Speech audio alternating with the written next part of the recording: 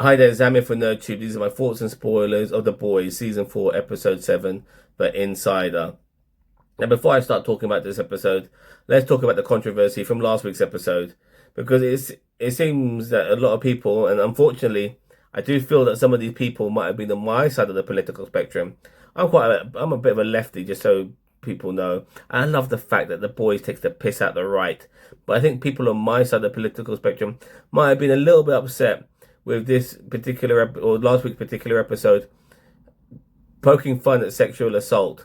Have these motherfuckers never seen Pulp Fiction and that scene with Marcellus and Butch when they've been taken hostage by those rednecks and done, especially Marcellus, had their way with them in a way that was not supposed to be laughed at, but in a way I always laugh at that fucking episode, that scene, because it's just fucking brilliantly done.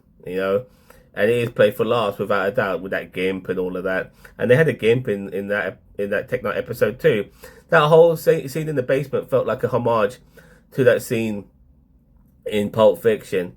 And Huey has got so much fucking plot armor. We all knew he was going to come out of that all right, without a doubt. So I'm upset that people are upset that they thought that episode went too far. Have they not been watching The Boys for the last fucking 4 seasons? There's terrible things that happen that we laugh at. I mean, terrible things. People are getting killed in various ways. We laugh at it. There's even things like bestiality. We laugh at it. Okay? And for some reason, this was too far. I know it's not nice in real life, but being murdered or seeing people getting murdered and killed by a megalomaniac isn't fucking nice either in real life. But if we're able to laugh at that, we should be able to laugh at this, especially as we know that our guy is going to come out okay from it. And I'm very upset with how people have been talking about last week's episode. I hope we do move on from that, and I hope the boys don't fucking bring it back at all when it comes to the sort of style of humor they do, because I love The Boys for what it is. It's absolutely crazy. It's gory. It's violent. It's over the fucking top. It takes the piss at the right wing in so many ways. I fucking love it. Never ever stop fucking doing what they're fucking doing. Ever. Keep it going, boys. All right, with this episode, we had some crazy moments, as you would expect. For a start, we had the boys being almost killed. Well, 3 members of the Mother's Milk, Butcher and Annie, by the Deep and Black Noir, because they, Homelander himself, basically thinks, they've been living too long, kill them, and so they go to kill them, but with the help of Mother's Milk and a minigun, the Deep and Black Noir does get halted. Black Noir shows off his flying skills as well, as we know that Black Noir can fly. And the boys do escape. And I think this was a good moment for maybe one of these characters to die, in my opinion. I'm looking towards the Deep, because we saw it later on in this episode, or earlier on, depending when it was, Deep killing off his octopus lover. We saw that moment happening with the escalation of their argument. It was really fucked up. Animal cruelty, killing animals as well. No one gives a shit about that too much. But there you go. The Deep did that, and if the Deep was killed off this episode, I think it would have been worth it. I think having too much plot armor for some of the main characters who've been there from season 1 is not a good thing. I think we were worthy of a big character death at some particular point, and we didn't get that. There is this shapeshifter as well who touches people and then is able to resemble them. The shapeshifter happens to be also an assassin as well. But the shapeshifter doesn't just change shape. Once it touches you, it has to rip the skin off its flesh. And the new person it ends up being is under that skin. It's fucked. It really is fucked. But this shapeshifter does escape Huey and Starlight earlier on. And once they try to chase this shapeshifter, she's already touched somebody else and has disappeared into a crowd of people, so they can't find them.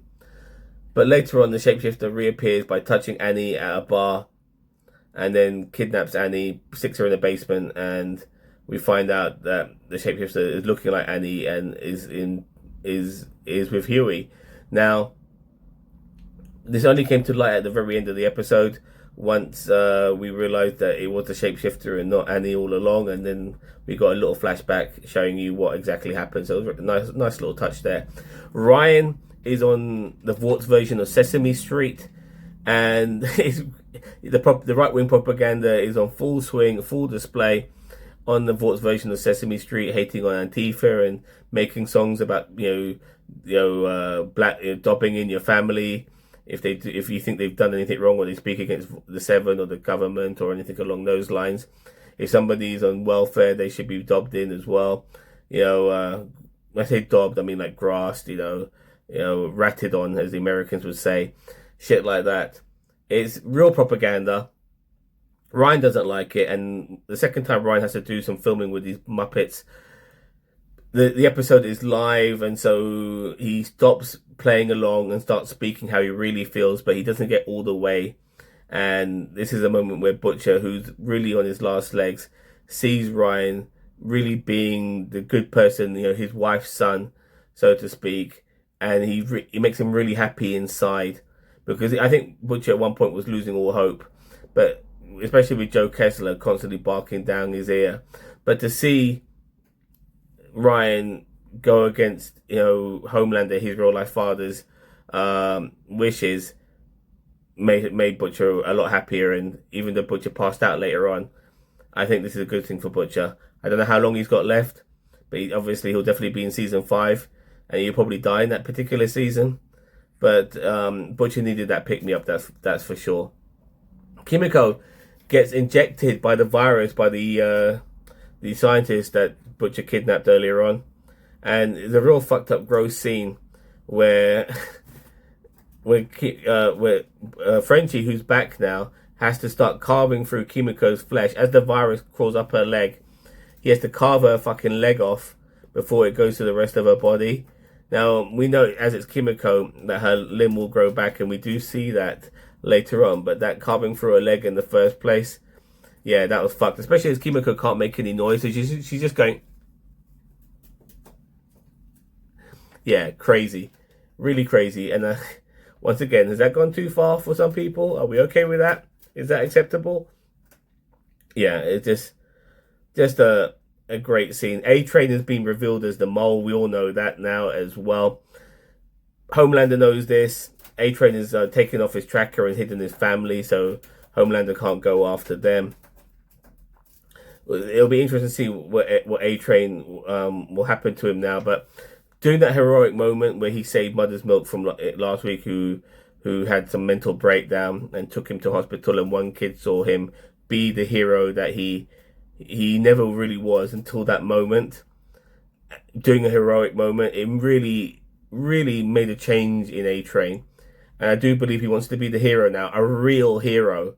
Not a fake hero, not a junkie hero, not a fucking made-for-television hero, but a proper hero. And he's really trying to live that dream. Ashley herself, she is really scared about where she'll be, how people will look at her. She wants to remain at Vought. She is the CEO, even though she's just a face, and she's not really pulling any strings. But she has a moment where she could disappear with A-Train, but that doesn't happen. She decides to stay at Vought. And regarding Sister Sage, who they all know knows who the mole really was, and she confesses to Homelander that I always knew that A-Train was the mole, but I had to let him keep giving us information from the boys so we could, use him for our purposes. But that pisses off Homelander, and he fires Sister Sage. And fortunately for Sister Sage, he doesn't kill her either. Now, maybe Sage will end up working for the boys, and maybe she might create a virus that is better than the one they've already got, that can kill Homelander without spreading to the rest of the soups. Who knows? She is the smartest person in the world. She might be capable of doing that. We'll see what happens. I might have missed a few things here or there, but I don't really care. Did I talk about the moment where the boys fought Black Noir in the Deep? Did I bring that up? Maybe I did, maybe I didn't. But I'm talking about it, and it was a good scene regardless. Anyways, let us know what you think of this episode. I'm going to give it a 9 out of 10. I fucking loved it. The Boys is the greatest fucking show of all fucking time. I love it. I fucking love it, and I'm gutted that next week's the last episode. of this penultimate season. But let me know what you think of The Boys. Is it as amazing as you think? Do you think people last week were a bit OTT regarding the sexual assault scenes played for laughs, even though we know that Huey's got plot armor inches thick? Are they hypocrites for finding that not laughable, but laughing at all the other terrible, terrible things that have happened to so many people in this show over the last several years, over the last several seasons? Are they hypocrites? I think they are, personally. You can't fucking pick and choose. It's either all funny or none of it's funny. Let me know what you think. Don't forget to like, share, subscribe to NerdTube, the greatest social media channel you never heard of. Take care now. Bye-bye.